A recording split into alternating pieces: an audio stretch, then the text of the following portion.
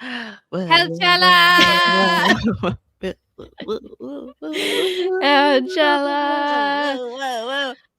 Hi, everyone. Welcome to Too Scary Didn't Watch, the horror movie recap podcast for those too scared to watch for themselves. I'm Emily, and I am too scared to watch scary movies. I'm Henley, and I'm also too scared to watch scary movies. I'm Sammy, and I love watching scary movies, and so I watch them so that you don't have to. And today's movie is one of our most anticipated of the year. I'm so freaking excited to tell you guys about this movie. I can't wait to hear about this movie. As we know, it was conjured from the deep, dark recesses of Sammy's my subconscious. mind. Yeah. Sammy made this movie happen. I manifested it. Not in any tangible way, but in intangible ways, Sammy made this movie. Yes, yes. And we are currently live. We're currently live. Hello, viewers. Hello. Hello. Anything can happen. Anything can happen. And just a little announcement is that we also have an interview with one of the actors in this film, Alicia Witt, that will not be included in this live stream because I don't know how to do that, but it'll be in the audio episode that comes out Wednesday. And I'm really excited for you guys to hear that as well. Yeah, and it will be in the video episode. That's partially this video, but not the live one. Yes, exactly. And then that together into one non-live video. On our Patreon. Which is where this is also live. Yes, on our Patreon. To clarify, because it is a little confusing. You know, we had a live show on Moment. Now we're doing a live show on Patreon. I can barely keep track. Yeah. It's confusing. It's a lot. It's a lot. We're having the time of our goddamn lives. One thing is true. No matter where we are, we're having the time of our goddamn lives. Always. And a little bit of haunted housekeeping, Hellcella updates. We have merch, Hellcella merch. Purchase your merch. Woo, purchase your merch. Bonfire.com/Hellcella. We've got a little like tour Can style. you believe the URL was available? Shocking. Absolutely shocking. Yeah, Emily designed these shirts with all of the movies that you did. And just because I know everyone's dying to know, it was the first question I had. Emily bought an XL t-shirt. So that's the size she's wearing. It's an XL. I always panic and get the wrong size. This has happened multiple times. It even might have happened recently for something that might relate to one of you guys. But I panic and get the wrong size of something sometimes. And I didn't this time. I got an XL. And I'm thrilled. It hasn't come in the mail yet, but I'm waiting. Bated breath. That's the other thing. I'm not telling you. It's about me. No, it's not. I said either one of you. It's a great XL. It really works out. And what I like is that the neckband isn't too big. Sometimes you purchase an XL and it's a big old neckband. Right. I want a big body, small neck, big body, small neck. Big body, small neck. Neck body, neck body, neck body. Neck body, neck body. Head body, head body. I am wearing a vintage TSDW shirt. TSW vintage. Mm-hmm. Wowie. That is actually still available for purchase on Redbubble. If you go to Redbubble and search for Too Scary Didn't Watch. Two different sites, two different lives. And I'm wearing a shirt that Emily got me from the location where she works. So whatever we're doing, wherever we are having the time of our goddamn lives. The other thing I wanted to say about Hellcella, we will have our final live show in August 25th at 4:30 p.m. We will be recapping Alien Romulus again here on Patreon. I'm so excited. Alien Romulus and Longlegs have been my like number one, number two, and just we're so blessed. So blessed. Wonderful summer. Oh, Hellcella forever. I know.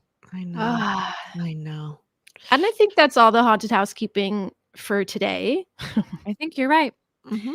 Mhm. So tell me, did anything scary happen to you guys this week? We're playing with fire right now because Tim is still out of town and my Aw. parents are putting Silas and May to bed. Mhm, And moments before this, my dad just walked in. mhm, I've reminded him that I'm doing a live video episode, and he mhm. literally went, "Yeah," and walked out.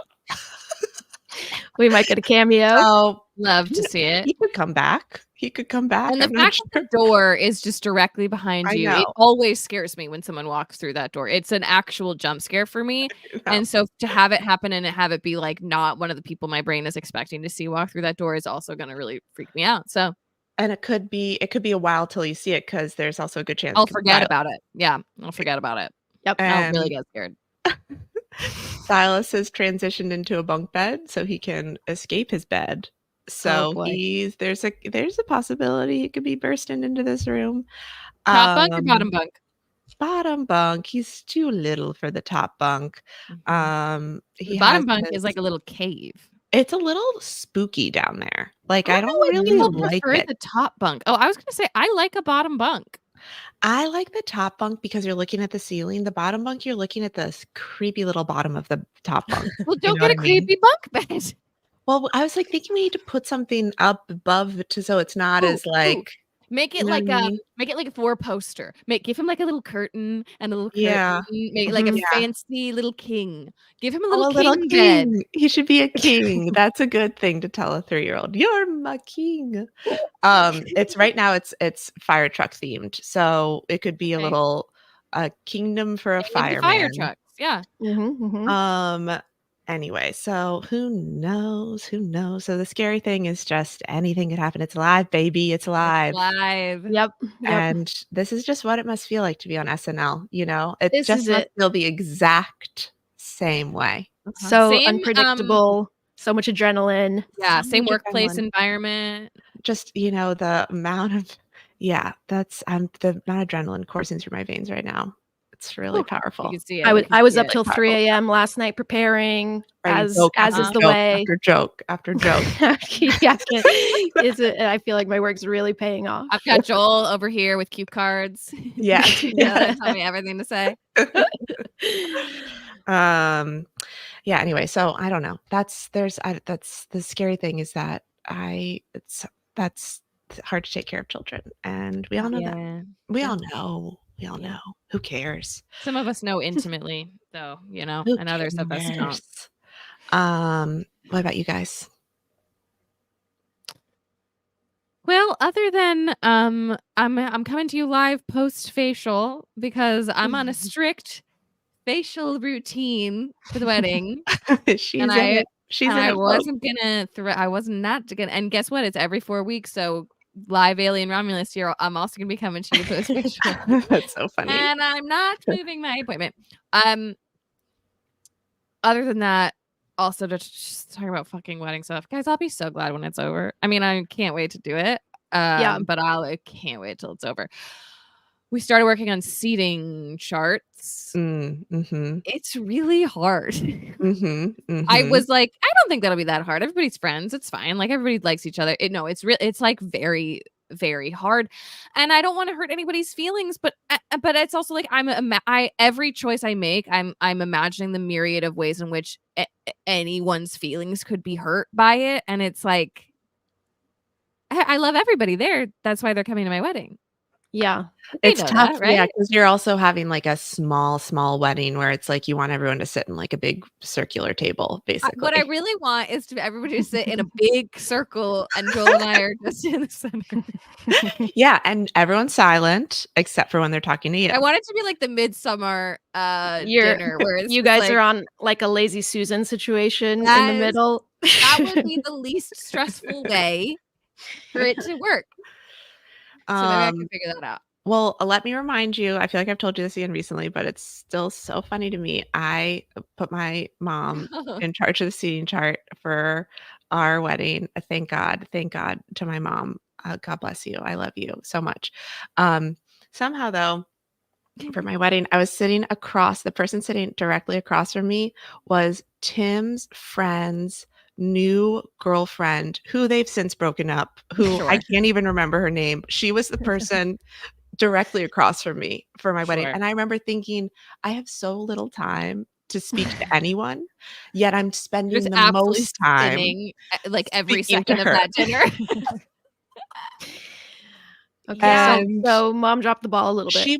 she was just as, like, uncomfortable. Do you know what I mean? She Yeah, was I'm sure just she a I little don't didn't. bit want to like, hear. I should not be I'm here. sure she didn't want to be there either. She and wanted to be a safe distance away from the main event. from the bride who she doesn't know. Henley, to make up for it, would you prefer Joel and I are at a table just by ourselves? Should we put you just directly across from us at that Yes, table? that would make me Just more you and comfortable. us. Okay. All right. Yes, So that's that one decision made. yes.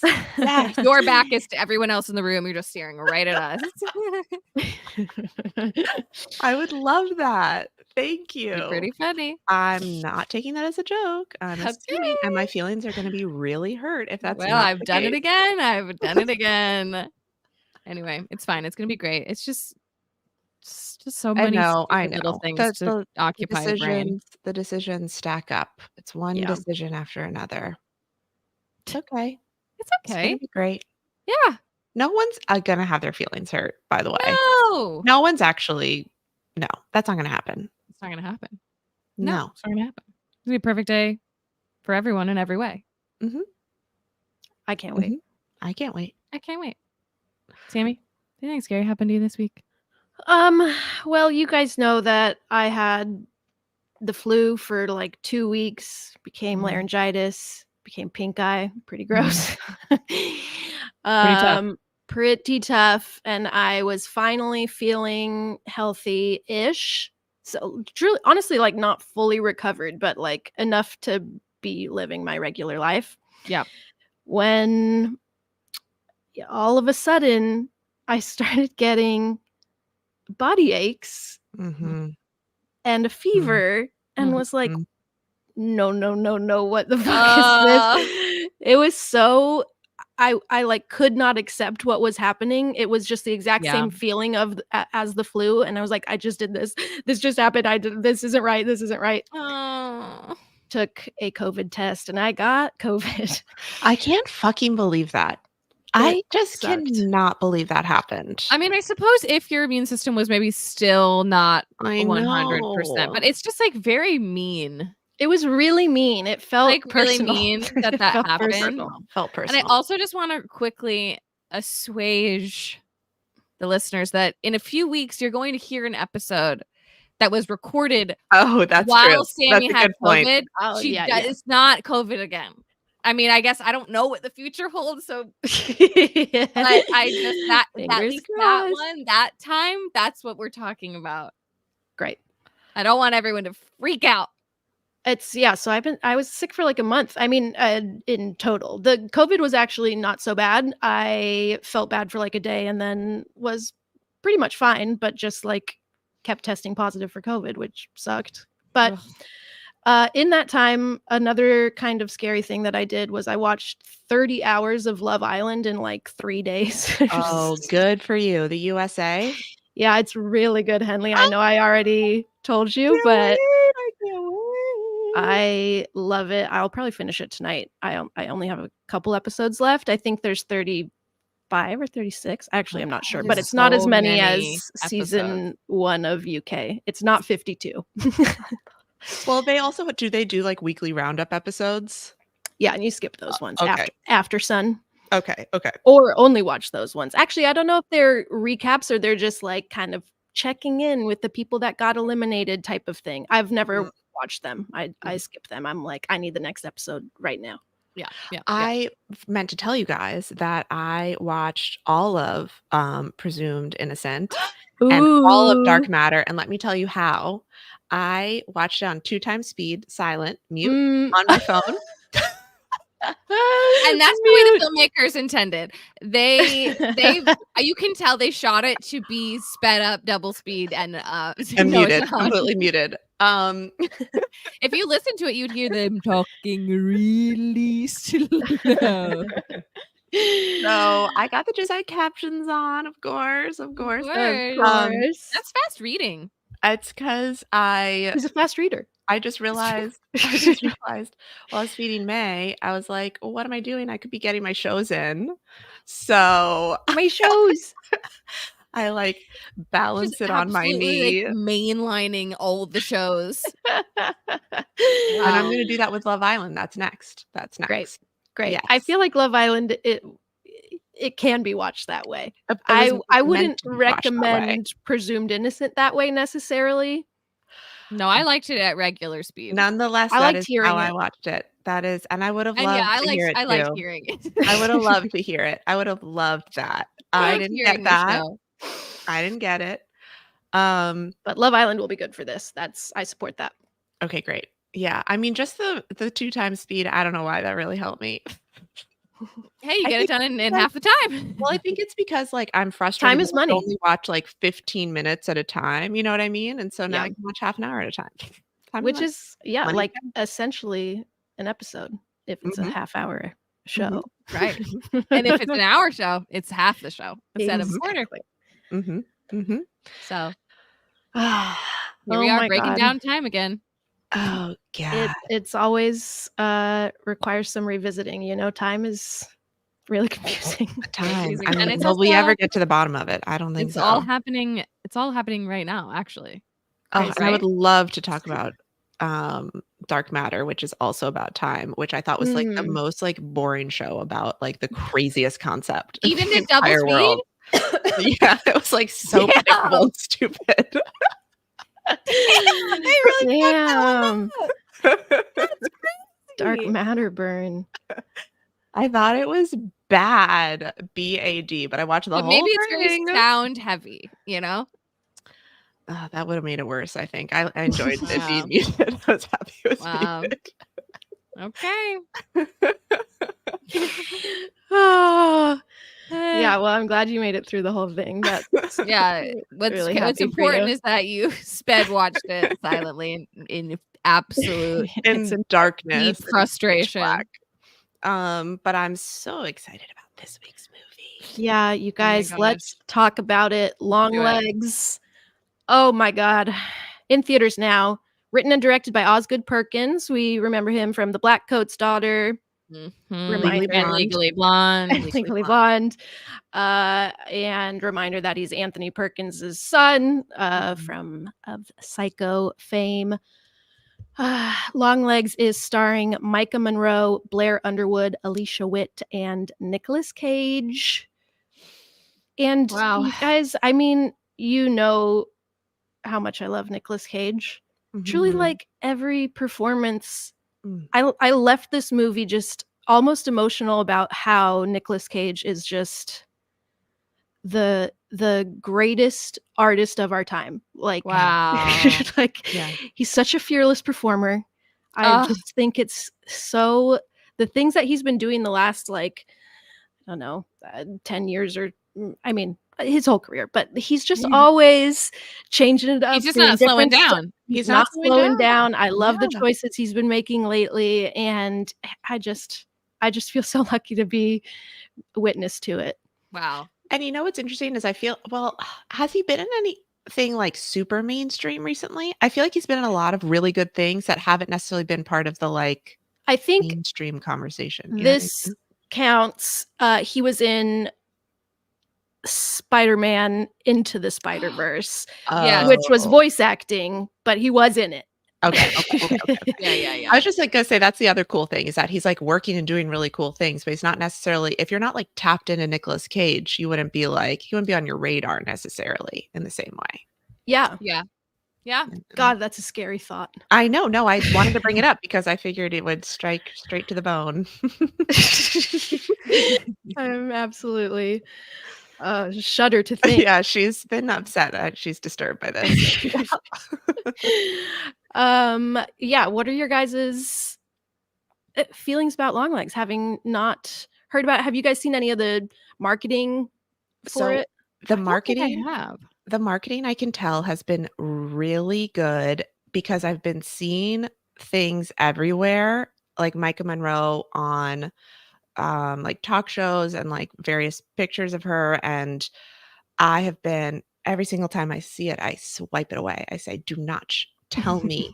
I do not want to know a single thing about this movie. So I've been avoiding it at all cost. Yep. But the algorithm keeps giving it to me Mm. and I'm pushing it away. I'm pushing it away. So I don't know anything. I don't know a thing. With my, I finally figured out The what to algorithm is do. giving it to me, and I'm keep pushing it away. But yet it still keeps coming It back. is because I said no. Anyway, so that's it. I don't know anything else. All I know is that I keep seeing it everywhere. Yep. It's really interesting to me how little I know about this movie. Like I don't, Mhm. I have almost no way to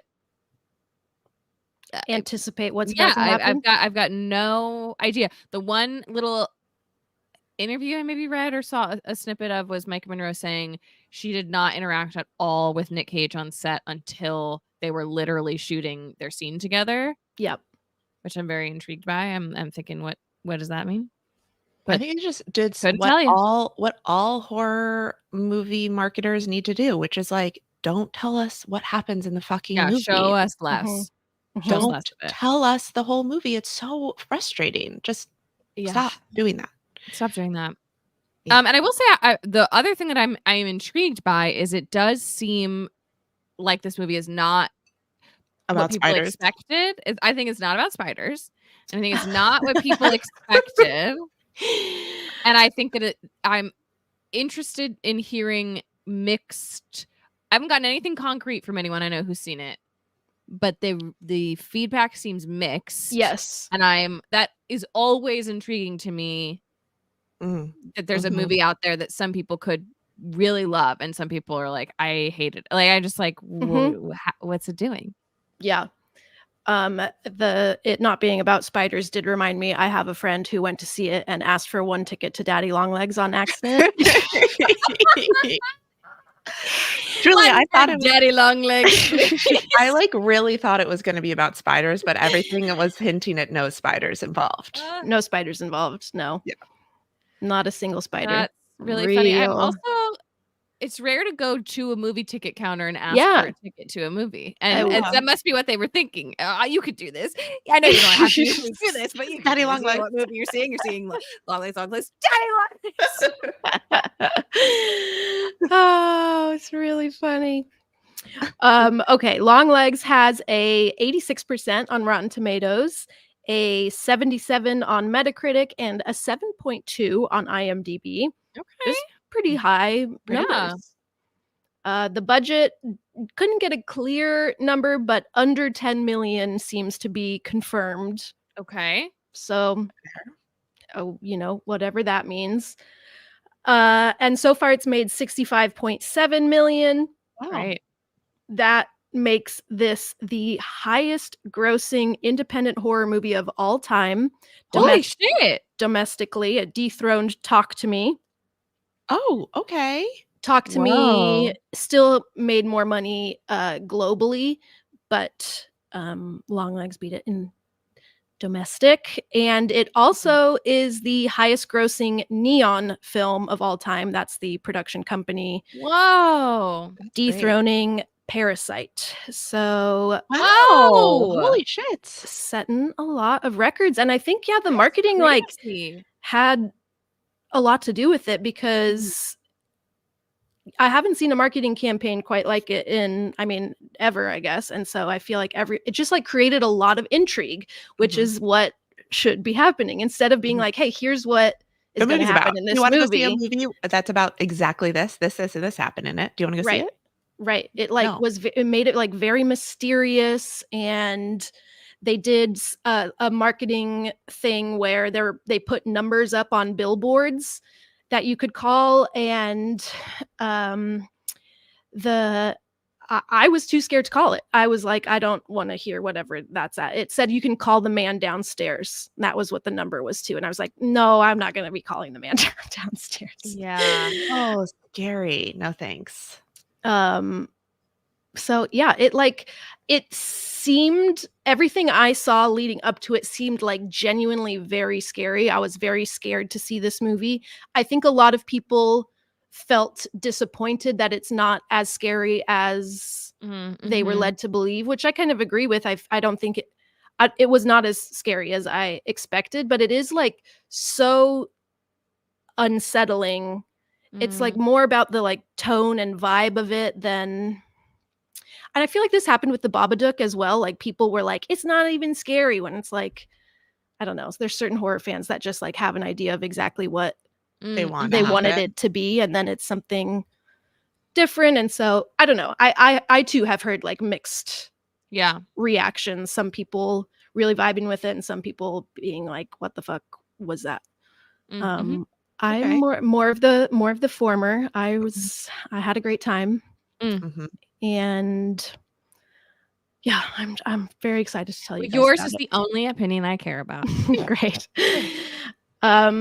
And I think we should watch the trailer. It doesn't, I think I want you guys it doesn't give away too much. And I mean, if you guys know nothing about the movie, it's gonna give away, more than that. A little bit more, yeah. But it's a good trailer. And what if we watch it at 2 times speed with no sound? That's interesting. Will we learn anything about the movie at all? I like that idea. The captions are just like spooky music, spooky music, spooky music. Okay, I'm excited. I haven't seen the trailer. Let me see how to get it in here. Oops, not like that. Hold, please. Okay, here we go.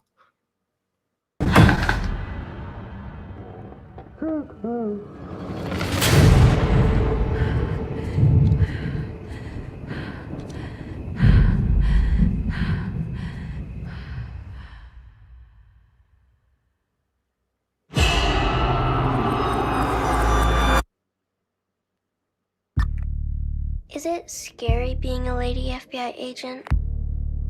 Yeah. Take a nice long look. A letter was left with the bodies. Signed with one word.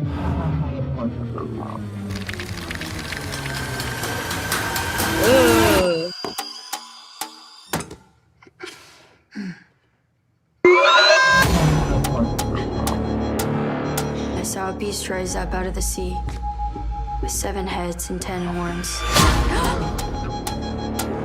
And on his horns he wore 10 crowns. And on each head was written a blasphemous name. What aren't you telling me? He'll kill and kill again. I know you're not afraid of a little bit of dark. Because you are the dark. No. Do you still say your prayers? No. Number ones? They scared me. Hello? You could have made nice with me. But you didn't.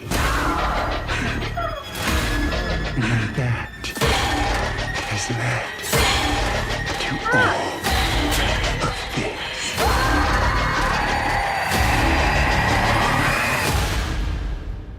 Show me less.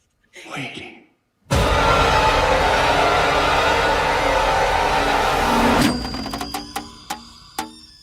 Oh, well, that looked pretty fucking scary. That looks really scary. That right? looked like the definition of scary.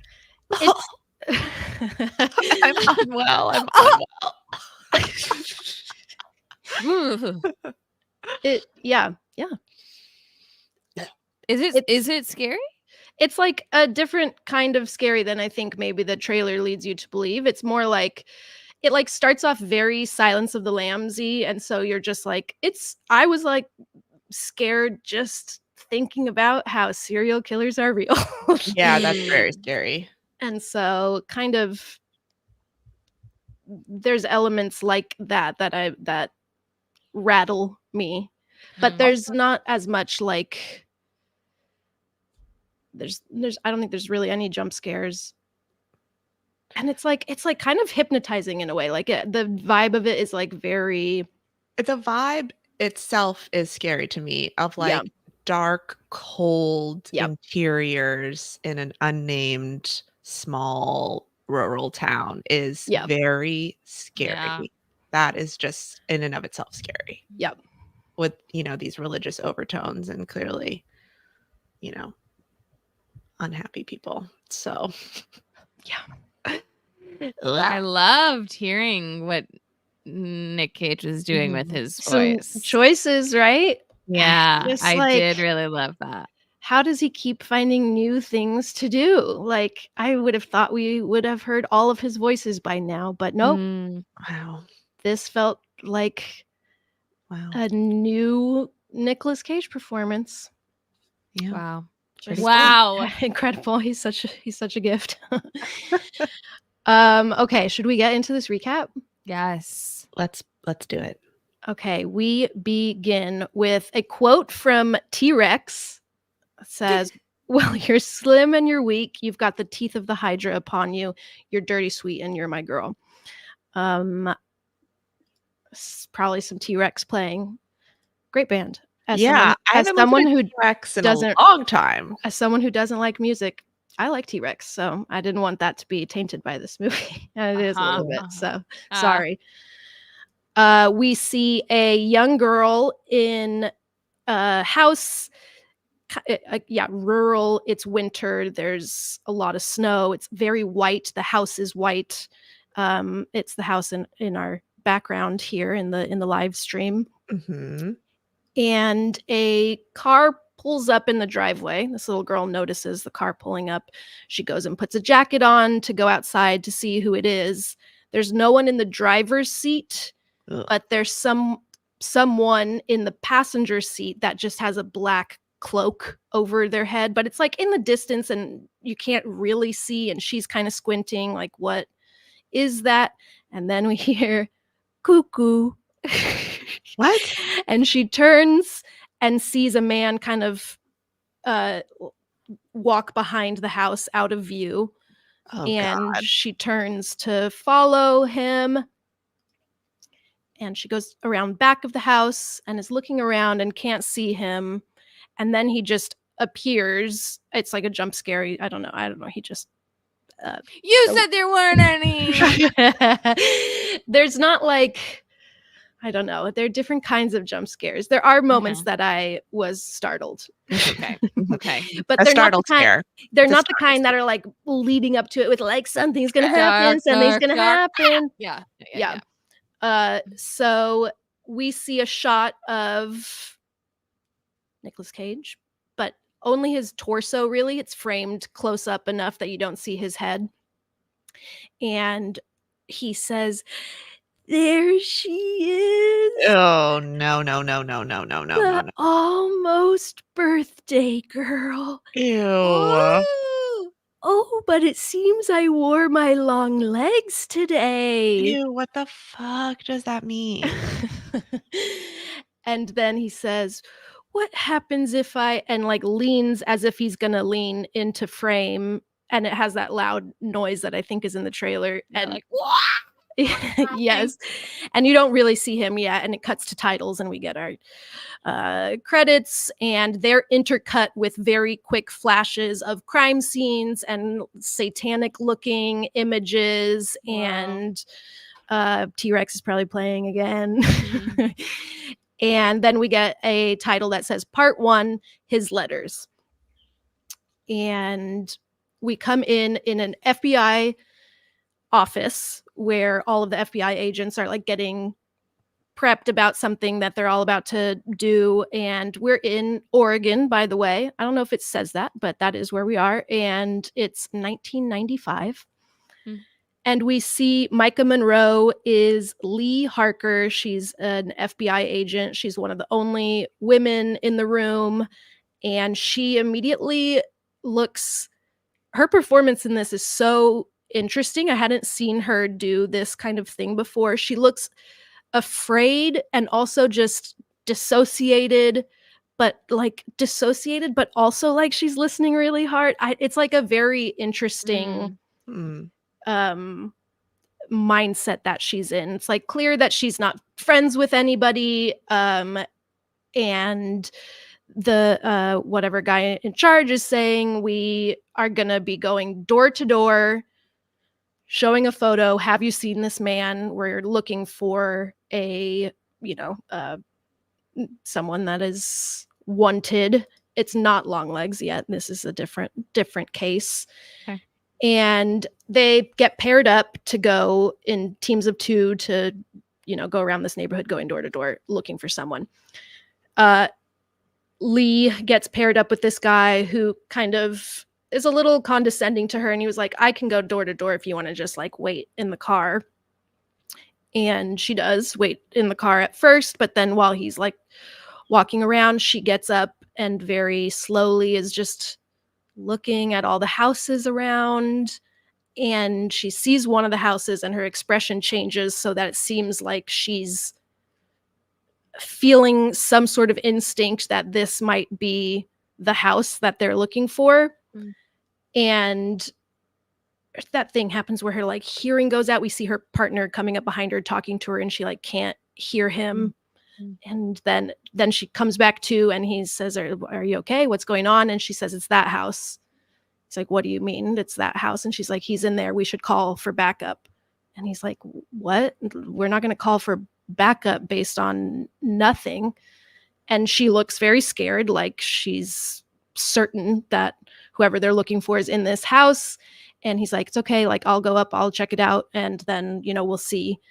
So she kind of slowly follows him, but keeps a distance as he goes up to the door, knocks on the door, and door opens. And he says like, hey, I'm here looking for, have you seen? And bang, shot in the head, killed. Oh, wow.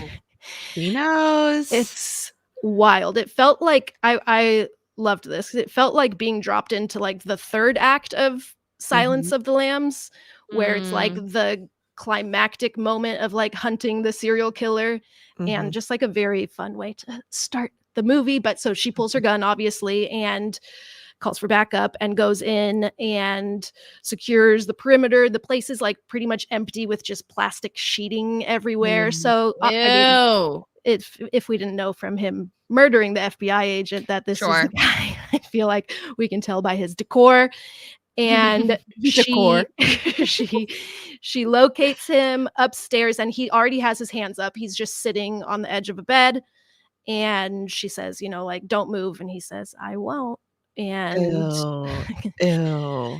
Cut to her back at the FBI office. So she's presumably successfully apprehended him. And she is now in a room doing what reminded me of that scene in Blade Runner 2049 where you're kind of recalibrated, and they're like showing you images. I don't know what, maybe it's like a psychological evaluation type thing where they're showing her images and saying, say the first thing that comes into your mind. She's doing that. And then they say, we're thinking of a number between 0 and 100 inclusive. What's the number? She says 33. And then she says 0. It's a kind of weird scene. We don't really know what's happening, but then we see her in a car with 2 other FBI agents, Agent Carter and Agent Browning. And Agent Carter is played by Blair Underwood. I loved him in this. And he comments that she got the number correct 8 times or something. Like the unlikelihood of that happening is, like it's just not.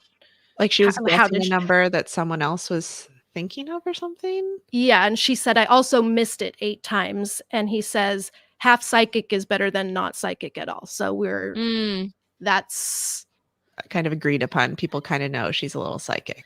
Yeah, and he asks her, I think, kind of what it feels like when she was at the house. Like, how did you know it was that house? And she says, it feels like it's hard to explain. It feels like a tap on the shoulder or like someone pointing me in the right direction. So isn't a very good line of work. Yeah. No, there should be a TV series about her. I feel like there are psychics that do this.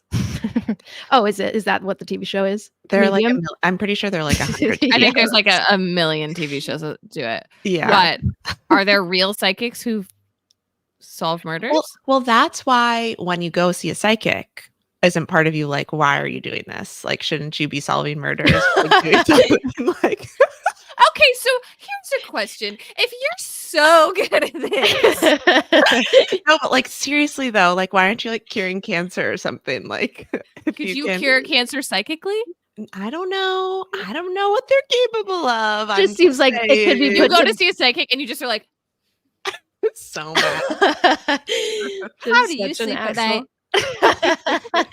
It makes you wonder though. Makes you wonder. So this group of 3 FBI agents are parked outside of a house, and Agent Carter is telling Lee that this is a crime scene where a father killed his wife and 2 kids and then killed himself. And there was a letter left at the crime scene written in code, like what do you call this stuff? I'll just say code. That sounds right. And it was signed Longlegs in regular alphabet. regular letters. That part was legible. They don't know what the rest of it says, but there has been 10 of these crimes over 10 years with these notes found at a crime scene where someone in the family killed the whole family and then killed themselves. And so there's no evidence that anybody else was ever in the house. So it's Whoa. this big question: who is Longlegs and how is he doing this? Mm-hmm. And they head back into the office. There is a very large picture of Bill Clinton heavily featured in, like, it's behind Agent Carter's desk, and so it's just like so prominent in a lot of the shots. I just have to mention it. Okay. It's very funny. And now Agent Carter is showing Lee the files of the other crime scenes over the 10 years that these have been happening, and wanting to get her thoughts on it because she's psychic, so maybe she'll have some insight into this case that they aren't able to solve. She asks, what do the families have in common? And he says all of the families have daughters with birthdays on the 14th of any given month. I have a birthday on the 14th of a I month. know. I thought Oh, about you. I thought about you. And I'm a daughter. Oh no. Oh no. Oh no. Uh-oh. I hope she could figure. And as she's looking through all the files, we're hearing she plays back a recording of a 911 call, and it's a man that's whispering to the operator saying, "It's my daughter, but it's not my daughter." She's like going like, sir, what's going on? And he says, "It's best to do it when she's sleeping." And then you just hear like screams and stabbing sounds. Holy shit. And it's just a montage of her going through all this evidence, seeing all these horrible crime scenes. They let us know that one of the guys that killed his wife stabbed her 61 times, so they're just like very gruesome images, and she's just trying to find any sort of clue as to how the fuck this Longlegs guy is getting these families to do this without ever being in the house. At the end of the night, she stays really late. Carter comes in and says, "Let's go get a drink. Like, it's time to, you're looking too long." And they go and get a drink and kind of talk about the case a bit. And he seems to, he takes her seriously and is listening to the insight she has, but she hasn't like figured anything real out yet, but she's just kind of, I don't know, they're chatting. And then he is like, "Okay, I got to go home now." She drives him because he's a little drunk. And as they pull up, the lights in his house are on. And so he's like, "Oh, like my wife's awake. She's going to be mad. Will you come in and meet her?" And she says, "Do I have to?" He says, "Yes." She's really awkward. She has no social skills, and so comes in and just stands really still, really big eyes as his wife and daughter are so nice and welcoming and "Oh, so great to meet you, Lee." And she's just kind of nodding yeah, just very uncomfortable. And then the daughter asks if she wants to come see her room, and just hard cuts to her in the room again, sitting up stick straight on the edge of the bed, observing the room. And the little girl is really cute. I can't remember the little girl's name. Ruby, maybe? I'm going to call her Ruby. That's a cute name. That's a cute name. And her birthday's not on the 14th, right? Anyone's birthday on the 14th? We don't know. Okay. We don't You can know. really get that out of the way, everyone. And she asks Lee if she always wanted to be an FBI agent. And Lee says that she used to want to be an actress, which got a big laugh in my theater. Yeah, it's unexpected. It's funny. It's very unexpected.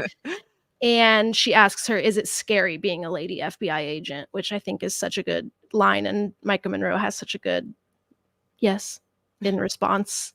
And yeah, it does seem fucking scary. Really Pretty scary. fucking scary, yeah. And then Ruby says, "Can you come to my birthday party?" No. On what day? Exactly. We don't know what day. But she says Well. yes. She's like, "I'll be there." Cute. Lee goes home to her very scary log cabin in the middle of nowhere. What? Don't live Not- in a log cabin, lady FBI agent. Not a Mm-mm. curtain in sight. Just No. big windows. The set Mm-mm. design is amazing. It looks really good, but I'm just why would you live here? Get some fucking curtains. And she calls her mom. A very strange conversation. She says, "Hey, Mom." Her mom says, "Lee?" She's like, "Yeah, still just me." So we kind of get the impression right away that her mom might not be totally with it, or we don't know what her deal She has, is, but it's dementia or something. yeah, maybe. And she has this very flat, monotone voice where she's asking her about work, and she says, "Want to tell me about it? I used to be a nurse, I've seen a lot of nasty stuff." She's like, "No, that's okay." And then her mom says, "Somebody's birthday's coming up." Oh my God. Birthday thing. And then right at that moment, she hears something and is like, "Mom, I have to call you back." Hangs up the phone. And then there's a very loud knock on the door. Scary. And we see that she had put the chain on the door on when she came in, and it's off now. No. The door's closed, but she redoes the chain. And then But somebody's in there. yeah, it's and I think she does pull her gun, but she's looking around. She doesn't see anybody. And she goes back to sit at her desk where she's just looking out this huge window into dark woods, and she sees the outline of somebody outside, a figure, again looking kind of cloaked, but definitely a person. And she pulls her gun, goes outside. Really brave, I thought. I don't know what, I mean, I guess that's what you have to do, but I was kind of just Yeah. I'd probably just go to my room and turn the lights off. Hope for the best. I would not be turning any lights off. Yeah, but I would have some curtains, because the problem I would have with curtains. I wouldn't with be not having curtains is that when the lights are on, everybody can see you. Oh, that's a good point. So I would just want to not be visible. Oh, I would just get in my car and drive away. Yeah, Yeah. that's probably a better idea than just Also, I just had the going to thought. bed. I just had the thought, which was, fuck, Tim's not here tonight. What if I'm scared tonight? What if you're scared? What if I'm scared tonight? I don't usually worry about that, but I'm worried right now. Gotta watch Seth Meyers' Day Drinking. Or Love Island. Or Love Island, yeah. Yeah. So she's outside. The figure seems to be gone. She's searching, but it doesn't look like it's there anymore. And we see behind her a view into her house and see a large man just cross the window inside of her house. No. And then she runs back in. Because she sees it too. She sees it as well. Okay. Runs back in, gun drawn, checks the whole house. Nobody's there. But on her desk is a little manila envelope that says for Lee Harker, don't open until January 14th. Like it's a birthday card. You get another title. Part 2, All of Your Things. Okay. She immediately opens the letter. And it is a 9th birthday card. And inside it has some text that's like a decoder for the coding. It's essentially like a key to all the letters that have been written before. And then it has like a lot of writing on the back. And so she decodes that. And it says something like, tell them how you got this and I'll cut off your mom's hanging milk tits and bleed her dead. Okay. Ooh. Hanging milk tits. Yeah. Okay. Yeah. Not great. Okay. And behind her, we see this kind of shadowy, horned figure that's a blink and you'll miss it type of thing. Like as she stands up, it disappears, but it really scared me. And then she gets called to a crime scene right then. And so she leaves. And I think it's the next morning now. Like it's like very early morning. So she must have been up really late and never got to go to sleep. What a bummer. Wow. I hate that. That's tough. That's pretty scary. And she walks in, all the like team is there taking photos, evidence, whatnot. And there's a card with the code written on it. And she just immediately decodes it. Carter watches her do this and kind of looks confused, like, what the fuck? You just know the language now. She doesn't explain how, but the card translates to down low, too slow. And we're getting filled in by another officer there that these bodies have been there a really long time, like a month, because they had planned a trip to Disneyland. And so everyone thought they were out of town for this long, like they had planned a vacation. And so we go into the bedroom where the bodies are. Oh. And they're covered with a blanket. And we pull down the blanket and see them. And they're like, all bloated and like covered in maggots. It's really, really horrifying. Yeah. And I think she asks, how old is the daughter? This is, again, a family that have been killed. And they say probably around 9 or 10. So similar to this 9th birthday card situation. She goes back to the office and calls her mom again and basically says, I'm on an important case now and I'm not going to be able to come by like I planned. I'm going to be really busy, but it's good because I'm helping them on an important case and will hopefully be able to help them. And her mom says, will I still see you on your birthday? Oh, God. And Lee says, I'll try to make it there for my birthday. And then her mom says, are you still saying your prayers? And she says, yes, Mom, I am. No, she's not. Now she's in a library with all of her evidence and clues. And she's like mapping out all the murder dates on in like a graph.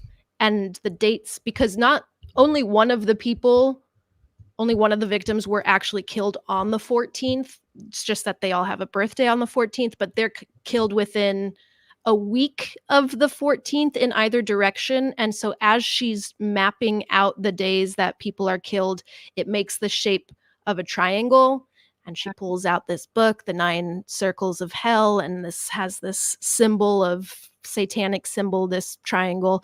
This stuff's a little loose and kind of doesn't really matter, but she's just, solving stuff. She's getting into it. It's a research montage. She knows about the demons. Yeah, she's finding a pattern here, and she presents it to Carter and says, there is a pattern. It's could help us find out when he'll kill again. And I decoded all of the letters from all the years, and none of them are that interesting, but there is a repeated reference to the fine time we had at the Camera family farm, and X marks the spot. And we find out that the Camera family was one of the victims. Their last name is Camera. And at that particular crime scene, the daughter did not get killed. She was not home at the time, but her whole family was killed, and she is now in a mental hospital. Her name's Carrie Ann. And so now they have kind of 2 leads they're interested in. They want to go check out the family farm, and they want to visit Carrie Ann in the mental hospital. So it's like, okay, you might as well see if we can find out anything. And also in this graph that she's mapped out, she can see all of these dates and like on the line or whatever, I don't know how to describe it, have been murder dates. And there's one date missing, the 13th. So in order for him to complete this shape, there would need to be a murder on the 13th, which is 3 days from now. Oh boy. Mm-hmm. Who's it gonna be? And they first go to the farm. And this is like parts that I was just like, it would be so scary. Just like going to a place looking for clues about a serial killer. Yeah. It's just like leaving you clues, being like, come here. Yeah.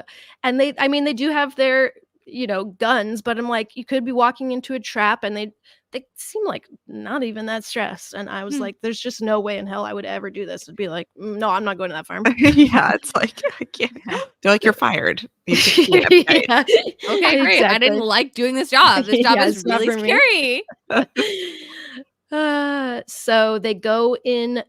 There's X's on the door to the barn. So they go into the barn, and there's X's, kind of like crosses, more cross than X, but they're taped on the wall, kind of leading arrows. So they're following this arrow up to the little attic area of the barn. Can a barn have an attic? You know what I mean? Yeah, a loft. Lofted area. Loft. Yes. And there is a cross on the ground that they lift up, pry like the boards open, and there is a box that they're presumably meant to find. Oh my god. This would be really fucked up to be like going on a serial killer scavenger hunt as your like day to day. No. Yeah. And this is like played as if it's the like lesser scary part of their jobs. You're like, oh, here we go. Here are the arrows he left us. Here's this box. What's like, inside? I would be so fucking scared. I know. What's in the box? And they open the box, and at first it's scary because it's like a human form, and then we see that it is a doll, like a almost life-size doll, like a child-size doll. Ugh. Fuck this. And I used to want one of those so bad. Do you remember when they made that like big Barbie? Oh, I mean, not really, but you won't want it after this. Okay. Right, because I spent 33 years wanting this Barbie. And in the box is also a paper with a drawing of a triangle and a smiley face in it. Ugh. And they take this doll back to the station, have a guy checking it out, telling them, this looks like this is so beautifully made by a skilled craftsman. And inside, and the doll's hair is human. Ew. It's a creepy doll, obviously. And inside the doll's head was this metal sphere. and they don't know really what to make of it. And then the guy, the other detective or whatever, is like, so weird. I could have sworn it was whispering to me, No. but obviously it No. wasn't. It's like So weird. so weird. No. Don't And even know why I mention it because obviously it didn't happen, but kind of seemed like the doll was whispering to me. I feel like the doll was talking. Doll was talking. You know how that can just happen sometimes? Oh, Jesus Christ. What's in the sphere?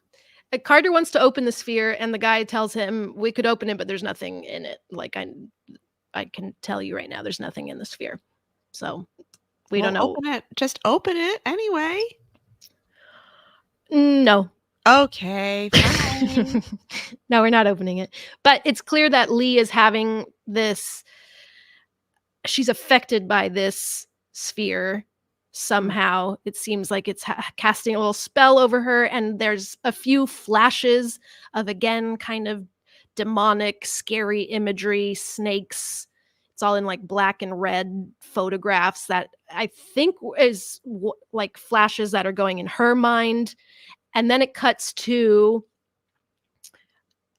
a scene that we don't know what this is. We're in a basement with a little doll sitting on a chair, and we see Nicolas Cage walking in. He's again not fully visible. You just kind of see his profile at a distance as he's draping this black sheet over the doll. Oh, is this our cloaked figure? Yeah. And he says, I know you're not afraid of a little dark because you are the dark. Ew. Ew. I fucking hate that. And then we see him going to a convenience store, and the clerk looks like a teenage girl. This is actually Oz Perkins's daughter. Ah. And she's watching him, looking uneasy, and he brings whatever he's buying up to the counter, and he like breathes a lot in a way that's really gross, just like Ew. And she's looking really creeped out by him, and he does like a little hand, he like puts his hands over his eyes from above and goes cuckoo cuckoo cuckoo, and she goes, Dad, the gross guy is here again. Oh, And he looks annoyed by this, but he takes his stuff and he goes out. And he gets in his car and he's driving, and we see this profile shot of him driving, and he goes, Daddy, Mommy, unmake me. It's like hurting my throat to yell. It's too close to the COVID. And the laryngitis before that. Yeah, right, I'm still not at full health. But he says, unmake me and save me from the hell of living. Oh God. Well, now he's not saying had something I can relate to. Now you're gonna get You stuff. ever just wish Mommy and Daddy would unmake you? And we cut away from that, and we see now Carter and Lee going to the mental hospital to visit Carrie Ann. There's a funny scene where they're checking with the front desk guy this is completely unconcerned with security at all. They're just like, he says Carrie Ann had a visitor yesterday. Prior to that, she was like completely catatonic, hasn't said a word in years. And after yesterday, she's like a whole new person.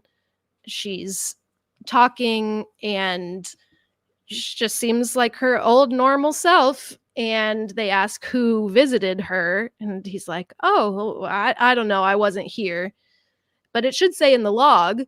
And we see in the log someone yesterday signed in as Lee Harker. And they ask, do you check IDs when people sign in? And the guy's like, that does sound like something we should do. But no. So she goes in to speak to Carrie Ann, who is played by Kiernan Shipka. Oh, interesting. She's all over the place these days. I know. I saw Interesting. Longlegs and Twisters back to back. Well, on Mm-hmm. consecutive days. I was just like, oh, a little Kiernan There she is Shipka. again. There Yeah. she is. There she is. I'm immediately less scared, though, I gotta say. Immediately put at ease. Yeah. But remember, she was in Blackcoat's daughter, so Yeah, that's Oh, true. right. Oz must like working with her. yeah, they must have a good a working relationship. Lee comes in, sits across from Carrie Ann. Carrie Ann has this like very chopped haircut. It's almost Rosemary's Baby-esque, but like really sloppy, as if she has done it herself. She's kind of holding her knees. She looks up at Lee and says, "I seen you before, ain't I?" And she says, "No, I don't think so." And she says, "You been to my house." And her speech pattern in this is so interesting. I really loved this performance, this like little monologue that she does. She basically asks her some like, what happened? Do you remember anything from that day? Like, what happened when your family was killed? And she says how her mom always hated her because she says, because I come out wrong when I was born.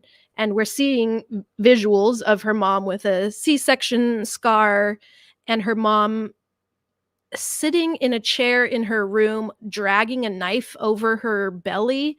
Really What? unsettling and weird. And we're like, what the fuck is going on with Kiernan Shipka's also like weird VO narrating this. And Ugh. we're seeing her mom and her dad's like slaughtering cows, and she's like, my daddy was a good man. And What the fuck?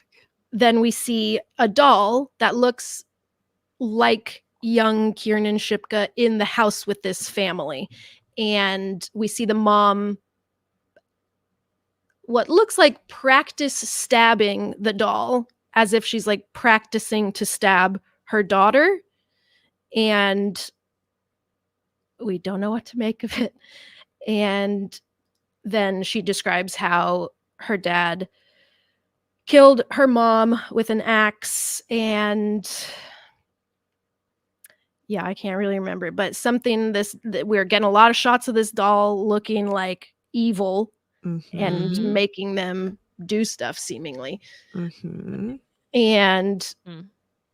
then Lee asks her about the man that came to visit her yesterday. Who was that? And she smiles and she says, oh, I was so happy to see him. And she says, did he ask you to do anything? And she says, I just want to do whatever so he tells me. Like if he told me to take a jumpy out the window, I'd surely do.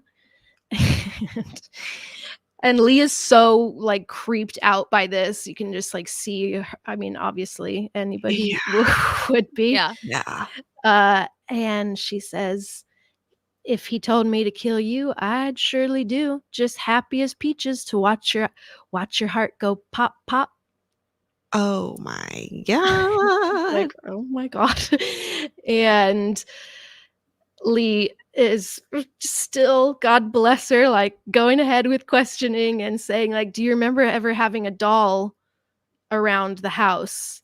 And Carrie Ann says, nope. And you don't either, you dirtsy flirtsy old angel bitch.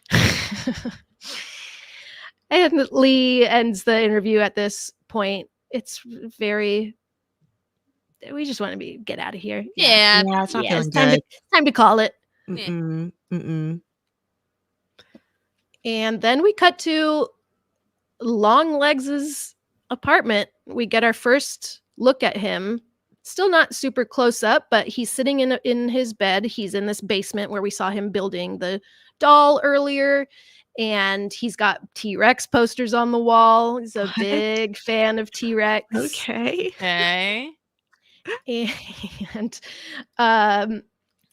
we just get a glimpse of him. And then we see Carter and Lee going back to the station, and Carter says, how does he know your name? Because he signed in with Lee Harker's name at the mental hospital. So he's like, what are you not telling me? Something's going on. this case has been cold for a long time, and now you're here, and all of a sudden it's flowing like lava. Mhm. What's the deal? And she's like, looks like she's really trying to think and Did figure something something happen? out. Yeah. Yeah. And she's like, I don't know. Like, I don't know. Yeah. And he says, your mom called in a police report on January 13th, 1974, saying there was a man on your property the day before your 9th birthday. Do you have any recollection of that?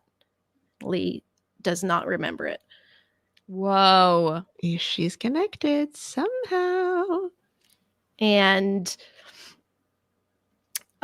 he says, okay, I need you to go talk to your mom and find out what she remembers. Surely that's Yeah. fine, right? Your mom's super normal and Should not be a problem. Yeah.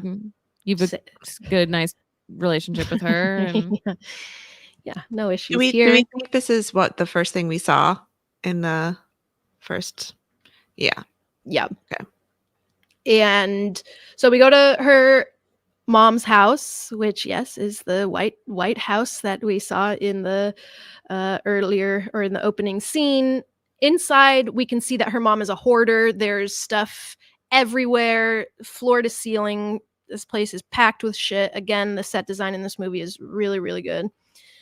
And her mom is kind of staring at the TV, but doesn't necessarily look like she's watching it, just kind of blank-eyed, sitting, staring. This is Alicia Witt, by the way. Incredible performance. And she kind of notices Lee come in a little delayed, and again is speaking to her in this very slow, monotonous voice. And she's like, "Oh, Lee, like, is it your Wednesday?" I don't know what she says, but and then she asks her, "Can I ask you something?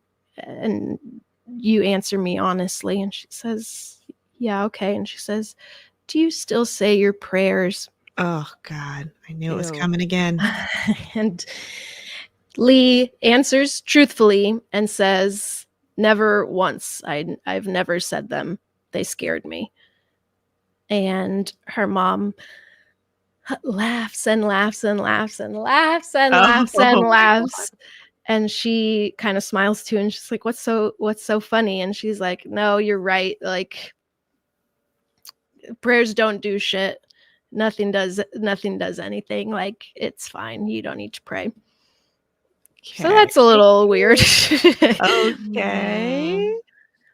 Lee leaves her in the living room and then goes into the kitchen and is like looking through her piles of stuff and finds a box that's just filled with her baby teeth and like fingernail clippings of hers.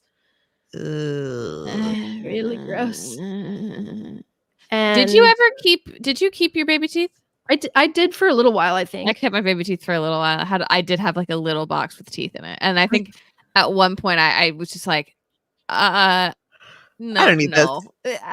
Like one day I think I woke up and realized this is so weird. I kept one of Macker Bunk's baby teeth. Oh, cute. I don't have it anymore, but I was like, it's so cute. Yeah, it's pretty cute. I'm Oh pretty my sure my God. parents had like a little box with some teeth in it that they probably have thrown away by It now. really is gross. Like, why Yeah. is that a thing that a lot of people do? It's like, no, It's like, that's oh, like remember when you human- had such tiny teeth? It's a little Cute. bone. It's a bone. It's And they're gross. usually like gross on the ends too, you know? Yeah. The Yeah. little roots of your But teeth. I remember Ugh. very much being like, I want to Roots. keep my teeth. Like, I got to keep my teeth. Gotta keep it They're mine. I had one that was specifically for the first tooth that you lost, and it was like, well, I'm gonna want that forever, obviously. Like such an important thing to keep for my whole life. Yeah, a huge moment for me. What was your first tooth that you lost? Do you remember what spot it was in? Good question. Oh, like in my mouth? In your mouth. Not like where was I in the world? Where were you when you lost your first tooth? I actually remember that, and not the other one. I Really? Well, then tell me was in whichever one you remember. I was in science class, and I remember being like, this is so cool. It's like science happening right now. And you're right. It was got to be one of the front ones, right? Yeah, aren't those I the lost first to one of go? my You front know what? ones, I and lost. then the other one, and then you have that little gap. I Mhm. remember I lost my first tooth at my neighbor's house, and I remember I lost it at her house, and then later my mom was like, she had really weird parents. And I remember my mom later was like, "Listen, her parents told me that if you're gonna lose a tooth again, you gotta come back home. You can't do it at their house." keep didn't the teeth in your mouth They at, didn't like that you lost at a your tooth. friend's You house. just like you're over there. You walk around with like a tooth just like floating around in your mouth. You're like, Didn't happen, didn't happen. no teeth in here. They okay, were but odd I will say I do think it's nasty when kids' teeth Or come like out. loose. Loose like, and them. and when they just have when they're fully out and they're like, look, I don't have it. I'm like, I shut your mouth. That's disgusting. Freaks you out. I don't want to see your naked gums. That's It's so funny. horrifying. I think it's Yeah. disgusting. I used to hate. Silas cannot lose his teeth at my house. Do not let him into my house if they're even loose. I think it's gonna be so cute because then they get a little lisp too. Yeah, It's the lisps are cute. fun. Yeah. I used to hate losing teeth so much that the second they were loose, I would just rip them out. Like Ooh, I was like, I don't ow. want to go through this whole thing again. Sammy, you know how you realize Ow. sometimes that people are exactly who they've always been. Yeah. Yeah. I used to I hit a point not at the very beginning, not my first few teeth, but once I started getting a little bit older, where I would convince myself. I probably already told you this. I would convince myself every time it was not a baby tooth, and it was my permanent tooth, and I was losing it, and I would cry and I would panic every time I lost a tooth. I would panic. Wow. I have no memories of losing my teeth besides just my mom being like, "You can't do it over at their house." I mean, that You is lose your teeth at home, okay? You stay home. But then I feel like after you lose like 1 or 2 and it's so exciting, and then all of a sudden you're just like losing all your teeth. That's what I mean. It was like at Absolute first, nightmare. I was like, oh, I'll like let it get until it's like dangling by a thread. Gross. And then like when it got to the final teeth, I was just like, get this fucking out of my mouth. Let's get this over with. It's over also with. it's so let's like just take a moment and think about you hit a point where your bones are pushing all your teeth out of your mouth and your teeth are just coming out of your mouth. I know. I know. I mean, That we talked is- about the baby x-rays, the teeth on top of teeth. Yeah. I mean, we So don't love to think gross. about that. It is so gross. So many teeth in that face. Bodies So are many Like you teeth. really lose all of them? Nasty. Yeah, I think so, right? Ew. Don't all of them get lost? I That's so think many. So how long does That's it so take? It many. must take years. I have no idea. And also, why wasn't I like wealthier? I thought that the tooth fairy were we getting money every time? Wealthy. You accrued wealth via your teeth. Why wasn't I making more money off of my teeth? Because that's what, like 30-ish bucks? Yeah, Who that's knows? a lot of Who money. knows how many teeth anybody has? Yeah, 30-ish. Yeah. $30-ish dollars. Sounds right. That's a lot of teeth to lose, though. I don't feel like it was that many. Was it really I think 30 it's all- times? I think it's all the teeth in your mouth. It's all the teeth. It's definitely all the teeth. Yeah, but like the tooth, do you like Born with then less? do you like And know you get like that new the ones? tooth fairy isn't real after a certain point? Because did the tooth fairy really come 30 times? I'm maybe at your house. No, there's no way in hell it came 30 times. That's why I'm what I'm saying. confused. Like I think I lost my first tooth when I was like 6. But then how long does it keep happening for? Like a Who while, knows? probably. Who knows? Because it's not never like know. We'll never know, and I don't think you can know. I think it's I unknowable. don't think it's knowable because also it's like if it happened all really quick, then you'd have like no teeth in your mouth, and you need to You have little baby dentures. You know, just dentures. to like eat and stuff. So biologically, probably it's like one at a time. That would Yeah. take so long. Ew, and then when it's I was growing just gonna say when it's coming back in and it's like a nasty It's tiny like little half, tooth. it's like half grown in. Oh, gross. A little And then you snaggle just have, tooth. like one big ass. Oh, you guys, imagine how big my teeth were. I had baby teeth that were like tiny, and then I got like these huge fucking teeth. It was Oh, I want to terrifying. see pictures of that. God, it's Wow. so weird. It's so weird. What the heck? What the heck? It's nasty. Okay, so there's a box of teeth. Yes, and Mhm. she sees there's a door in the kitchen that's closed and a cockroach crawls out from under it, and she seems to again kind of have this moment of flashes of imagery. Something is like affecting her, and she goes to the door, it's locked. She can't open it. Oh God. And then she goes back to talk to her mom some more, and she says, "Do you remember my 9th birthday?" Her mom says, "No. Do you?" It's just like not the right answer. It's weird. Yeah. What do you mean, mom? Also, What yeah, kind of there's answer is something that? obviously wrong with this woman. What's Yeah. wrong with her? And then she's kind of like leaning backwards, looking up to the sky, and she says, "No one ever came to visit us.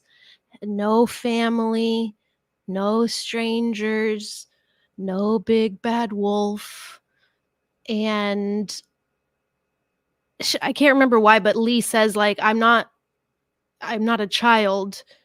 Like, just tell me what you're trying to say or something." And she says like, "You're not a child because you were allowed to grow up." Okay. This is a weird conversation. Okay, so Mhm. who wasn't allowed to grow up, huh?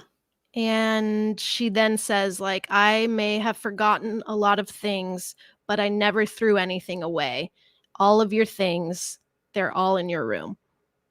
And so Lee goes in her room and finds this chest of that seems to like trigger a memory in her that she can't quite place, but she's like, "Okay, this chest, something about this chest," and brings it back to her log cabin, creepy log cabin. Mm. And there's a couple Polaroids in it, and she's shuffling through the Polaroids when she lands on one, and this like loud noise happens and a bunch of flashes of snakes and like, I don't know, nasty shit is like this flash of memory for her. That is a jump scare.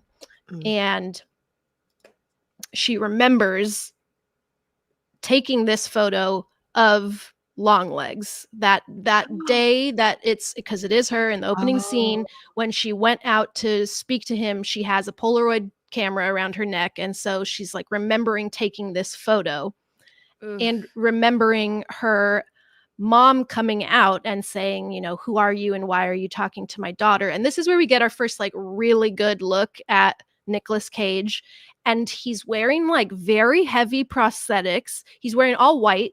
He's got long white hair, and it's as if he's gotten like tons of plastic surgery. He just looks like one of Ew. those people that's gone like way too far with plastic surgery. Oh, that's scary. Oh, I was cheek not im- expecting It's that. really unexpected. Like cheek implants, and yeah, it's hard to find The a full photo of him facelift. because it's like it was like he was not included in any of they like Yeah. very much wanted to keep it a surprise, but it's pretty. I was like trying to find a photo of him. Ugh. But it's also like, I wonder if it would be less scary seeing a photo of him because his mannerisms and his voice and the way he's like holding his body is so, it's like half of the scariness of it. Right. And so I feel like you could potentially see a photo and be like, "Oh, he looks kind of silly," but Mm. I didn't think it was No. silly. And so her mom's name is Ruth, asks him, you know, "Who are you? Why are you talking to my daughter?" And he again in song says, "Let me in now, and it can be nice, or I'll have to come back, not once, not twice, but as many times as I like." What the fuck? Oh Is my that really god. And cut back to, you know, present day, Lee driving to Carter to show him this photo and says, "I went to my mom's house, found this photo. This is him. This is Longlegs. And now that we have a photo, we can find him. And they find him very quickly. He's a very specific looking man. Yes. Yeah. And they arrest him. They like find him trying to flee at a bus stop, but then they bring him in. And we're in the main room with all the FBI agents. They're watching a tape of them interviewing him, and he's asking about Lee Harker, the almost birthday girl. Oh, you sound just like him, and I don't like it. And he's like, again, a lot of like breathing and little like, he's just so excited about Lee Harker. Oh my God, it's like her birthday. And he's just asking about her, and the other cop turns it off and says he goes on like that for about 25 minutes, and they've gone through all his stuff. He had suitcases with him because he was trying to leave, and it's all like satanic worshiping things, but nothing that would tie him to these crimes. And they're like, he's allowed to worship the devil. It's a free country. And so there's nothing, but he's still in custody, whatever. And Lee is gonna go talk to him. And at some point, she's referencing the Bible. This stuff is all also kind of loose and pretty inconsequential, but there's some Bible phrase that he had referenced that has to do with I saw a beast with 7 heads and 10 horns, and this is letting her know that he's probably not working alone, because it's like that is what the I don't know meaning of that passage is, I guess. I don't know. So she says, I don't think he's working alone. I think there's an accomplice. And the 13th is today. So we're out of time. We need to figure out what he's planning. And we again flash back. This might be out of order. This might have been in the earlier scene, but we see him again talking to Ruth in the 70s outside of their house. And as she's asking, who he is, he says, I'm a friend of a friend who lives downstairs. She says, downstairs from where? And he says, from everywheres. And there's this thing in this movie where the words are pluralized. That weird. In his speech, yes, in his speech pattern, we heard it with Kiernan Shipka was kind of speaking like that. And then there's a part where someone, when she references this Bible passage, one of the other FBI agents is like, Revelations, right? And she says it's Revelation. There's no S. So there's something to do with this like pluralizing thing that I think kind of amounts to nothing, but I just liked that detail. Just like gives a creepy vibe. So Lee goes in to the interrogation room with Longlegs, Micah Monroe seeing Nicolas Cage in these prosthetics for the first time, as it's like action. Wow. Oh, crazy. Wow. So wild. And again, as she walks in, he's like, there she is. Oh my God, imagine walking into that. The almost birthday girl. And she's trying to ask him. This scene is so good. I wrote down as many lines as I could, but this is the big scene where he's just incredible in this. And I hope this scene like comes out on YouTube someday so you guys can watch it. But she's asking him about the accomplice, like, who are you working with? I know you must be working with somebody. And he references a she, and she's like, she delivered the gift. You won. And she says, who's the she? He says, she is the 7th she to be given the choice It's all very cryptic and we don't really know what he's talking about, but it's really creepy and she looks so scared. And Her mom? damn, I like wanted to Mm.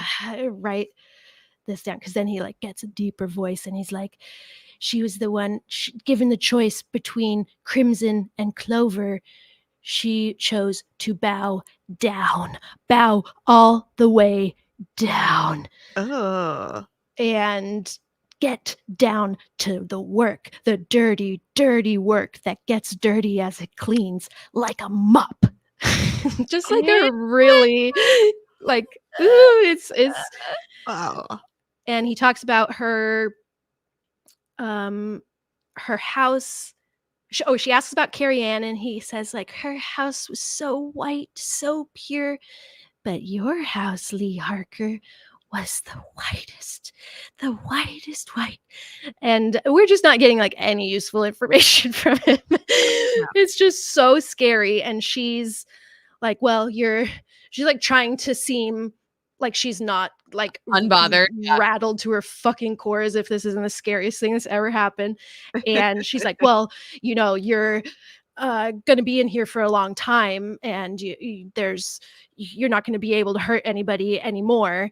And he kind of laughs and he says, yes, I might be in here, or maybe I won't be in here, but I'll always be a little bit of everywhere. Ugh. And she again is like, what are you saying? Like, what does this mean? And he says, why don't you ask your mommy? Mm-hmm. And she looks confused by this. And then I mean, that one seems pretty direct. Yeah. Yes. And then he says, she's like, I think about to leave. And he says, hail Satan.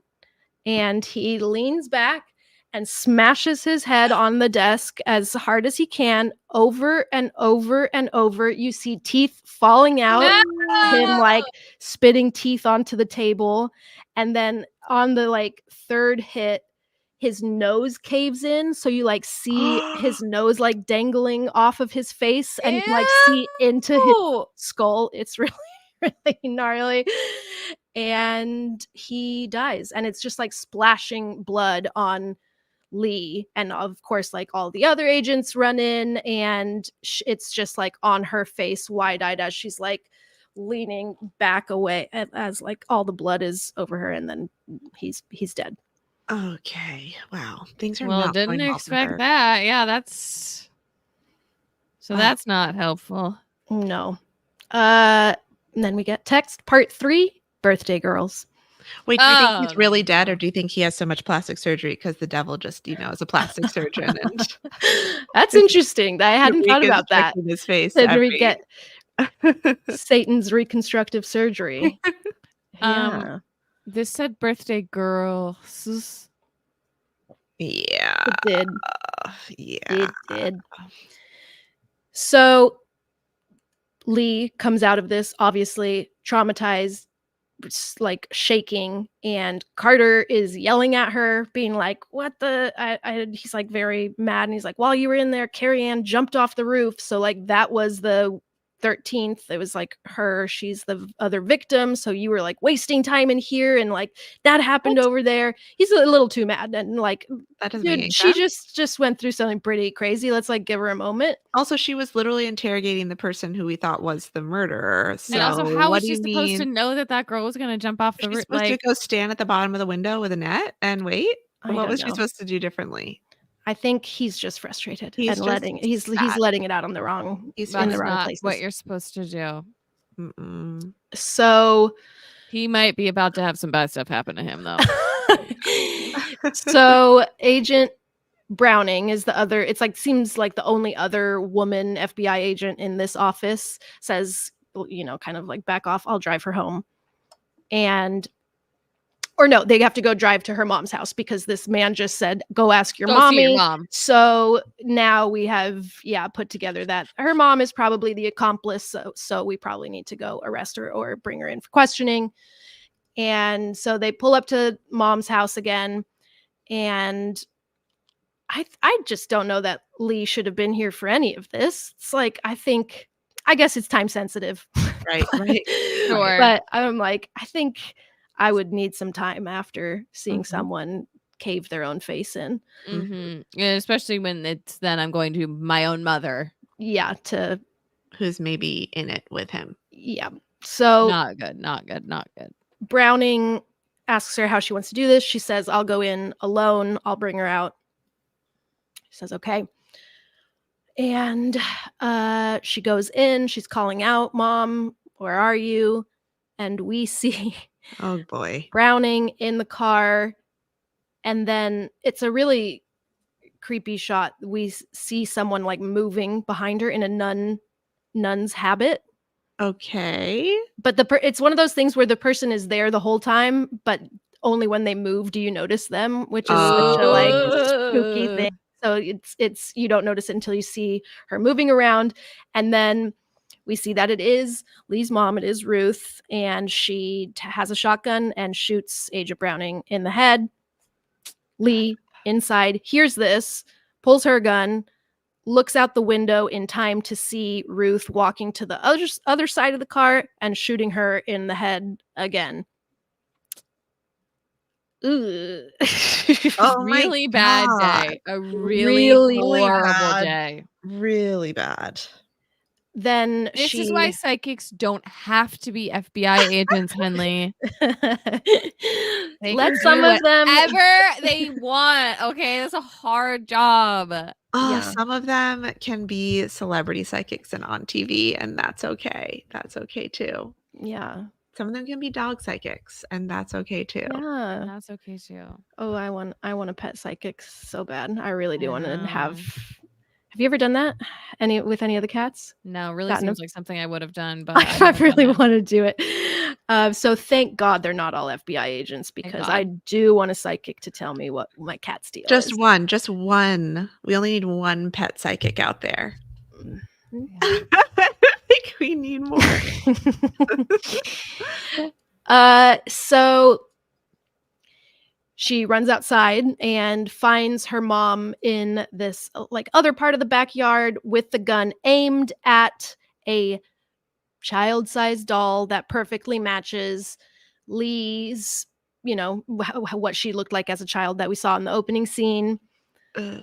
She's yelling, Mom, like, drop the gun. And her mom looks back at her and says, you're free, baby girl. You're free. Or she says, like, we got him. He's dead. Longlegs is dead or whatever. And she's like, he's free. And you're free too, baby girl. And she shoots the doll in the head. And at that exact moment, a puff of black smoke comes out of Lee's head. And she like drops her gun and like falls to her knees and passes out. And we see the doll, her head is like also smoking. So there's some connection like Whoa. between the two. And we're now in a kind of dreamlike scene where we're hearing Ruth's voice narrating, once upon a time, there was a girl named Lee, and repeating some of the things she had said before, like they lived in a house with no visitors, no strangers, no big bad wolf, except one day a man did come. And through this, we learn that they were obviously a target of Longlegs, and I guess I'm still a little confused on it now that I'm trying to like explain it.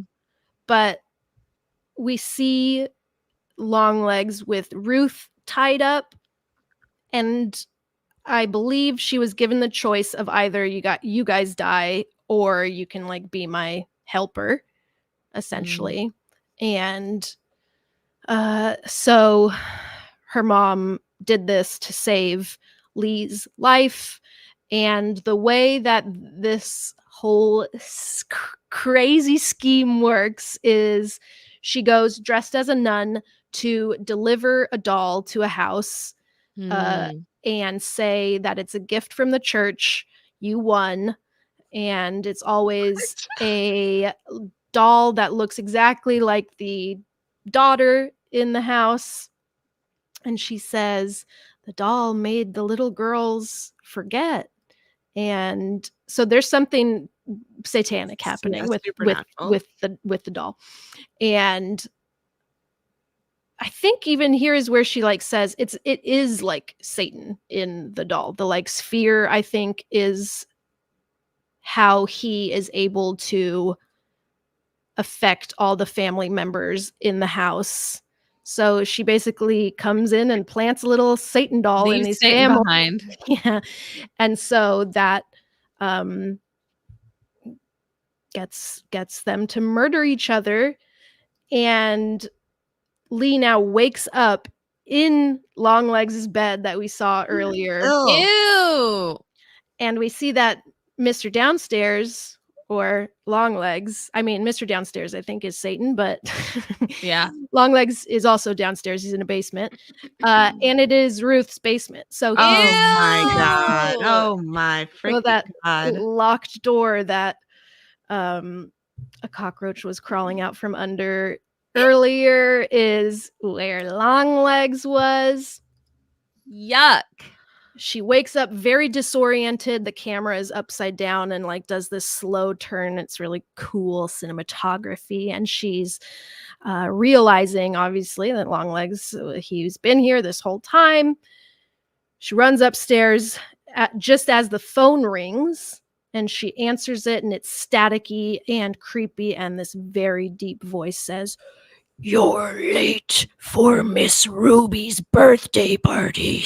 Oh my God. And she gets in her car and fucking goes so fast to Carter's house, Agent Carter. Ugh. And Carter and his wife open the door, big smiles. Lee, you made it. Like, Oh no. thank you for coming. Didn't know if you were going to make it. You're just in time. Ruby's opening her presents right now. Turns the corner.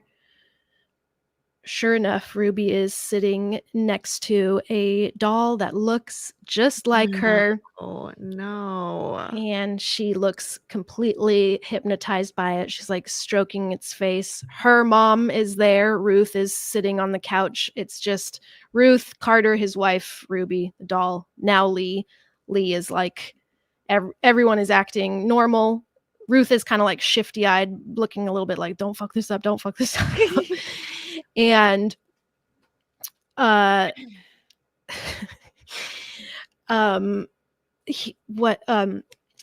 Carter says he's going to go get the cake, or no, his wife says, can you get the cake? And he says, I'll get the cakes. Another like incident of pluralizing things. He says, I'm going to get the cakes. I told you I'll get the cakes.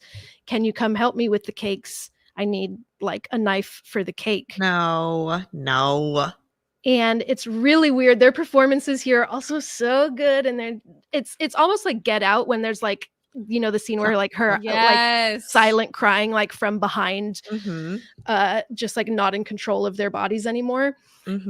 And she says, yeah, I'll go with you to get the cake. And she turns to Lee and says, I'll be right back. And Agent Carter says, no, I'll be right back. You'll still be in the kitchen.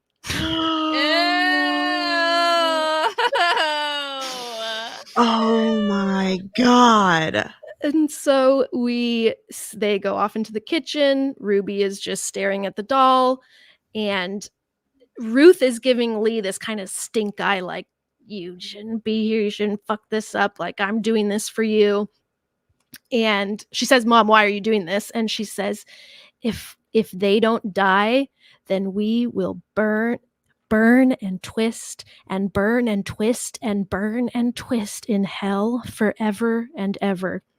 Okay. Well, that sounds pretty bad. And I will say, if I've just now learned that like satanic rituals are real, I would be thinking twice about burning and twisting and burning and twisting and burning and twisting. Yeah. That would be something of a compelling argument. But I also have lots of questions about like, what is Satan even up to? Like, what's all this trouble? What's all this trouble he's going to? You know? We're not We're not gonna get Satan's just any. bad. Okay, just he just having a wanted to little be bad. fun. He just wanted to be He's just- bad. Yeah, that's kind of his whole thing. Let me be bad. Okay, fine. All right. And as she's saying this, we're hearing stab, stab, stab, stab, stab, stab, stab. Oh God. Carter comes out covered in blood, knife still in his hand, looking like he's gonna go for Ruby next. And Lee obviously pulls the gun and she's like crying and she's like, Carter, like, I don't know what's happening, but like this is wrong. You need to stop, like drop the fucking knife. And he's, not himself. And so he doesn't. And he's walking towards Ruby and Lee shoots him and kills him. Okay. And I think you gotta shoot the doll. yes. And the mom now, Ruth, like gets up and screams and is like, they have to die. I'm doing this for you. And that's like what she meant when you're not a child because you were allowed to grow up, is like, I've made this sacrifice to like keep you alive. Like, and there's like flashes of her doing this over the years and like going into her car and like sobbing and crying covered in blood as she's like been an accomplice in this. But it's just like been, I don't know, 20 years of this now. And so she's obviously like really fucked up from it and has been like in the literal like presence of Satan this whole time. So she's now like, not okay. He rings her on the telephone. Yes. Yeah. And tells her to get to work, like you're running late. Yeah. Yeah, exactly. So she's screaming, I am doing this for you. The girl needs to die. So she's getting up like she's gonna kill Ruby now. And she says Hail Satan in this moment as well. And then Lee shoots her and kills her. And it's really, really fucking sad. She like shoots her in the head and it's just like, oh. And Micah Monroe's performance is so good. And now we see we're like turning to Ruby again, like hugging the doll, like loves the doll so much. Just and like not aware of everything that's happening. Yeah. And Lee pulls her away and is like, we gotta go. And she points her gun at the doll's head, pulls the trigger, nothing happens, pulls it again, nothing happens, nothing happens, nothing happens. We start hearing Nicolas Cage singing Happy Birthday to you. Okay. Happy birthday. And she's kind of like seeming like she's still under the influence of something. She's like trying to shake it off.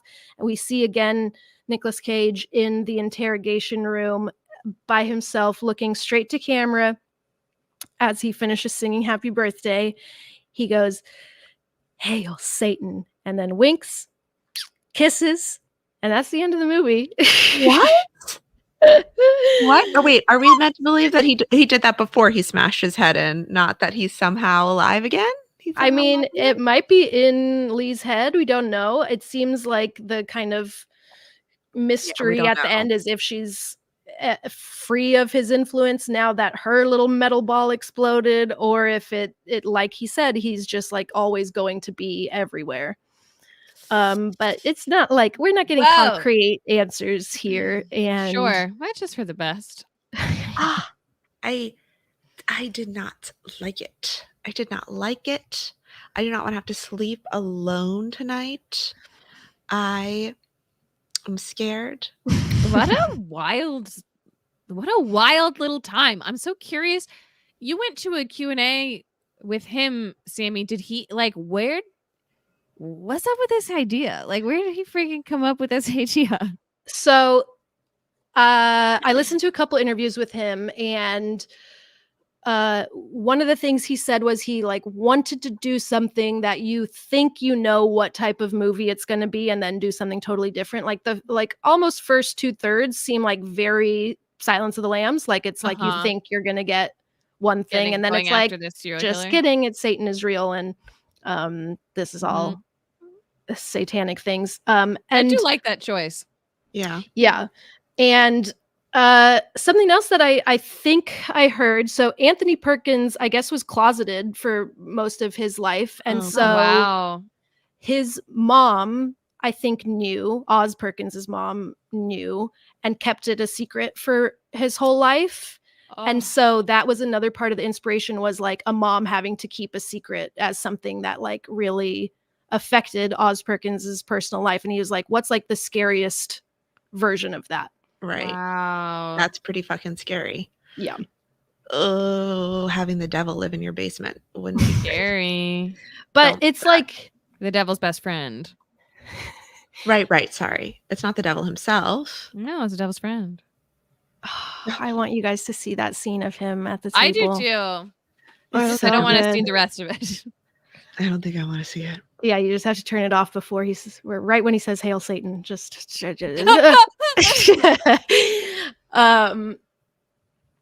but yeah, Henley, as the only mother among us. God damn it. God damn it. Would you do Would it? you do it? Would I you feel do like it? the Be answer- honest. I'm surprised that no one else did it, honestly. I think Maybe that nobody if else you're- was offered. Yeah, it's unclear who has been offered it, but he did say like she was given the choice that they're all given. But I don't. So, but that's kind of the only. Part of me feels like in the moment and like the heat of the moment, you'd be like, yeah, I'll do anything. Like, of course, Yeah. I'll do anything. Yeah. You wouldn't know if you knew what you were signing up for exactly. Maybe you'd think a little bit harder about that decision. But I'm pretty sure in the moment you would just be like, yeah, I'll do whatever. Yeah. I'll be Satan's helper. Because I don't think you would really believe. I don't think I would necessarily like Right. believe. But I guess if you really believed that it was Satan, then because if you're killed, are you still twisting and burning in hell? Do you know what I mean? Does that happen either way? Mm, Yeah, I really don't love the addition of the word twist yeah. in there. That really feels really bad. Because if you're twisting and burning in hell either way, you know. I would think that you won't if you're killed as like A an sacrifice to innocent Satan. person, but I guess I'm not sure. Yeah. Because if that's true, then yeah, kill us all. That's fine. Yeah, I'd Um, rather not burn and twist in hell forever and ever. I think whatever to not have that happen yeah, Is the exactly. choice. That's the right is choice. what I would yeah. like to do. 100% that's the choice. No What pee. an interesting little movie. You could see how people would be like annoyed by it Mhm. because it really is not what I was expecting. I know. I feel like in my head, it was almost expecting it to be like sort of like Barbarian. Mhm. Just in that like some crazy monster who looks insane, who's like in the dark, and I like that's Right. the reveal. And like, whoa, it's like called Longlegs. It's Yeah. and it's just couldn't be further. Yeah, that's why I was surprised when he was in the convenience store. I was like, "Oh, he's like normal enough to be like around people." Yeah. I think Oz Perkins also did say something about how he wanted him to be like a loser. He was like, serial killers aren't like cool. They're like losers who listen to T-Rex, which, like we said, is a good band. Yeah. Which I don't know if that point necessarily came across, but I think he specifically was like, I don't want him to be like a big. I think that's very like a cool choice of Oz Perkins, because I do feel like we've had this moment lately of like serial killers are hot and cool. yeah, like and like Mhm. sexy. and like I Yeah. mean I fucking saw somebody on the street a couple years ago dressed as Jeffrey Dahmer for Halloween Right. because of Ew, the that's fucking weird. Netflix thing, and I was like, this is not okay. No. No. Um, No. And yeah, even like You to a certain degree, it's like, remember that show? Who's in that? What's Yeah, his- yeah. Oh, It's Penn like, yeah, it's Badgley. like, let's not make these like Let's not make violent, them obsessive alluring. men Yeah. hot and intriguing. Though I will say that Steph did say if she had it in her, she would dress as Longlegs for this Halloween. That's allowed for Oh. me. That's allowed for me because that's Whoa. a character from a movie Yeah. and not a person who really Not a murdered real, people. yeah, not a real person. It's like it would And be like I would love to see Steph pull that off. I would like to see it as well, but it would be like Carl Two of Havoc your favorite things: level- plastic surgery and Mhm. murderer horror movie. Oh my God, what an interesting movie. But yeah, and the Q&A that I went to, I was pretty annoyed because the the moderator was like very clearly an actor and just started off by asking Micah Monroe about he had heard that she did like a self-tape.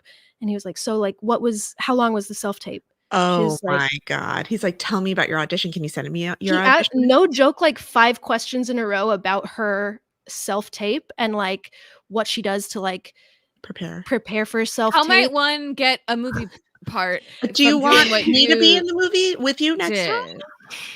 That's very annoying. It was really Okay. annoying. Well, So I'll tell you didn't- an actor who is not annoying in an interview scenario. It's Alicia Witt. Your interview with her is so good. Mm, Probably because she Yes. had a perfect interviewee. Interviewer. Interviewee. a perfect interviewer and a perfect interviewee. Both of us Both were perfect. great. Both perfect. Yeah, so that'll be out with this episode on Wednesday for you guys to hear. She said some really interesting stuff because Yeah. she's been in the industry. She was in David Lynch's Dune when she was 7. So crazy. Obviously, she is the main actor in Urban Legend, and she's just like She's so good. She's so good and really had a lot of like fascinating takes on acting and like how to get into character, how to get out of character, and things that I hadn't like thought of before it was really cool to talk to her. Yeah. Sammy did not ask her how Timothy Oliphant smells. I don't know why she didn't ask her that. I didn't ask her how. That was in the list of prepared questions. You asked, do you guys have any questions for her? And I sent you that question. And it didn't get asked. So I also didn't ask her how Nicolas Cage smells. It's So is two it missed too much opportunities. to ask to just know how famous men smell.